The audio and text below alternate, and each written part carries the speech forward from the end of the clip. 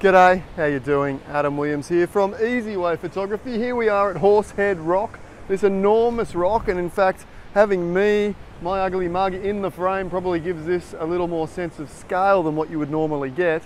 I have to push the video camera all the way back there just to be able to get a sense or fit in the horse's head into the frame.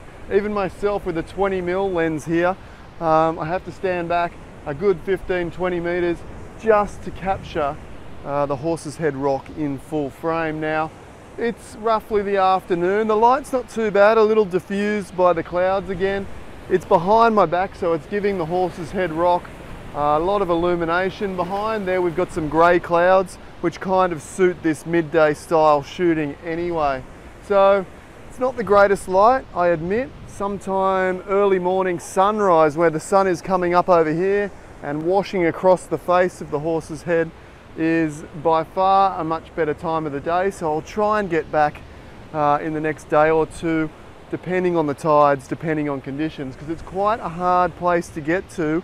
You really have to be careful of the tides, the waves, because it's a bit of a scramble along the rocks from Camel Rock just south of here, a little bit of a 200-meter scramble. Now, you need to be super careful because you can easily get washed back into the ocean or washed onto these very jagged rocks and do some pretty serious damage. So be careful and be mindful of that. But the shot here, it's a midday shot, so we're going to go with a long exposure, which will help soften the light. It'll give some nice soft water and streaky clouds and really make this full frame horse's head rock the prominent feature of the image. So I've got the Nissi filter on there. I've got the polarizer, which is helping to cut out some of the glare on the water and really bring out that turquoise water underneath the neck of the horse's head there. And plus the 10-stop filter, which is giving us roughly about a 30-second exposure. So let's fire off a couple of those.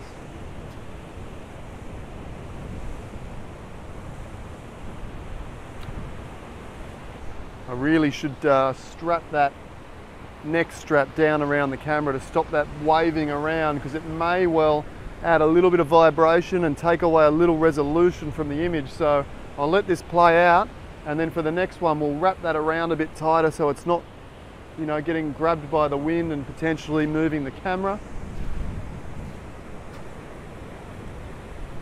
Oops, what do we got on here? A white screen.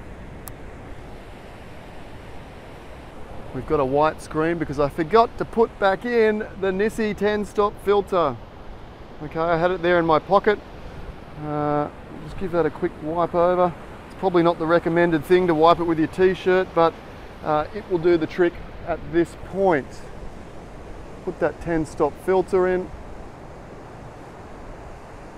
Okay, so there's what not to do.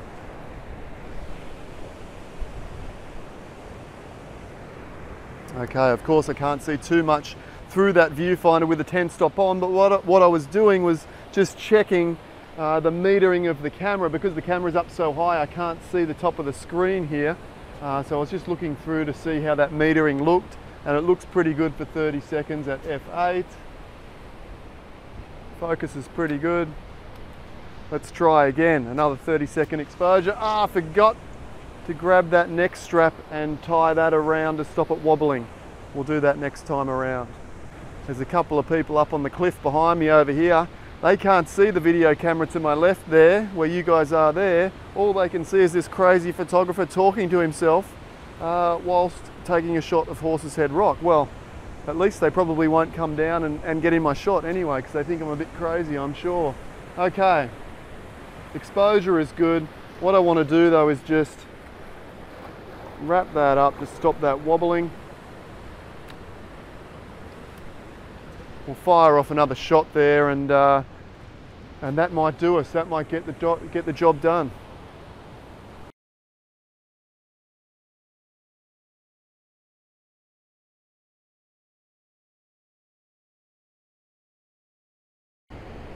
That looks absolutely perfect. I hope you enjoyed shooting with me at Horsehead Rock at Bermagui, about 5 or 6 hours south of Sydney. Thanks once again for watching along. I look forward to seeing you next time. Bye for now.